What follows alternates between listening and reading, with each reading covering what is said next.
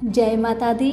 मेरे सभी प्यारे दोस्तों, मैं लक्ष्मी शर्मा बड़ों को चरण स्पर्श, छोटों को प्यार और बराबर वालों को दिल से नमस्कार करती हूँ।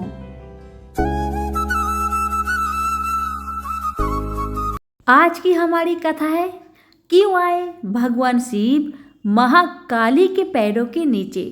भगवती दुर्गा की 10 महाविद्याओं में से एक है महाकाली, जिनके काले और डरावने रूप की उत्पत्ति राक्षसों का नाश करने के लिए हुई थी।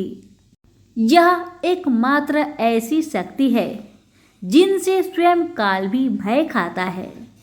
उनका क्रोध इतना विकराल रूप ले लेता है कि संपूर्ण संसार की शक्तियां मिलकर भी उनके गुस्से पर काबू कर नहीं पा सकती। उनके इस क्रोध को रोकने के लिए स्वयं उनके पति भगवान शंकर उनके चरणों में आकर लेट गए थे। इस संबंध में शास्त्रों में एक कथा वर्णित है, जो कि इस प्रकार से है। कथा शुरू करने से पहले बोलिए प्रेम से महाकाली की जय हो, माता रानी की जय हो।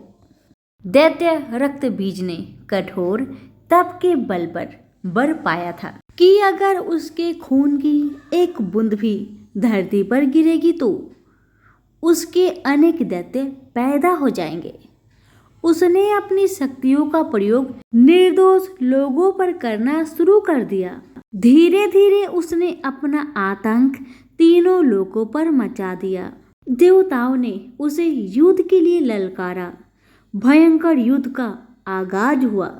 देवता अपनी पूरी शक्ति लगाकर रक्त बीज का नाश करने को तत्पर थे, मगर जैसे ही उसके शरीर की एक भी बूंद खून धरती पर गिरती, उस एक बूंद से अनेक रक्त बीज पैदा हो जाते।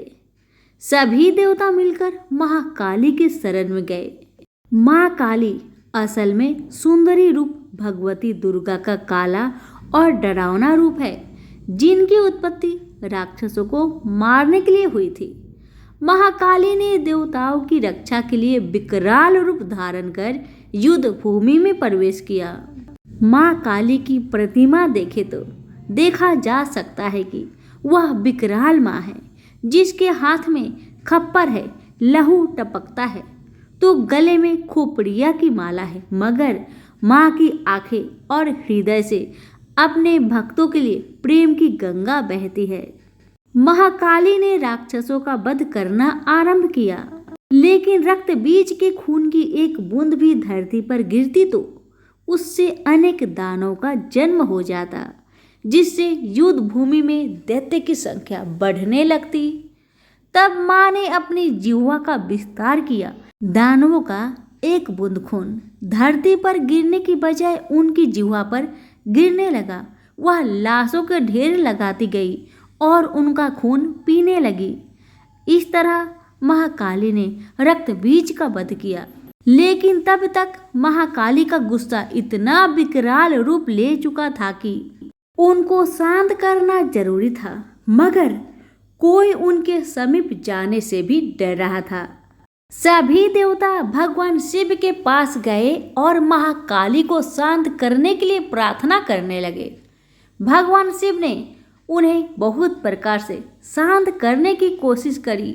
जब सभी प्रयास विफल हो गए तो वह उनके मार्ग में लेट गए। जब उनके चरण भगवान शिव पर पड़े तो वह एकदम से ठिठक गई। उनका क्रोध शांत हो गया। आदि शक्ति माँ दुर्गा के विविध रूपों का वर्णन मार्कंडेय पुराण में वर्णित है। आज की हमारी कथा यहीं पर समाप्त हुई। उम्मीद करती हूँ आप सभी को पसंद आई होगी। पसंद आने से लाइक शेयर जरूर कीजिएगा। आप सभी का बहुत बहुत धन्यवाद।